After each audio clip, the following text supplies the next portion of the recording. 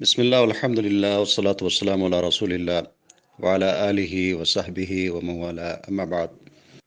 نبی کریم علیہ الصلاۃ والسلام صفات میں اعلیٰ اور اکمل تھے۔ آپ علیہ السلام دیگر صفات میں جس طرح ممتاز تھے، اسی طرح شجاعت میں بھی آپ کا کوئی ثانی نہیں تھا۔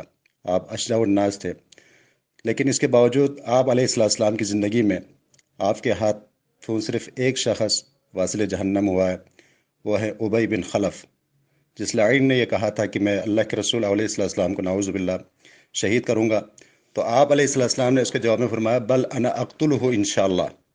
پھر غزوہ احد میں آپ علیہ السلام نے نیزے کے وار سے اس کو واصل جہنم کیا تھا۔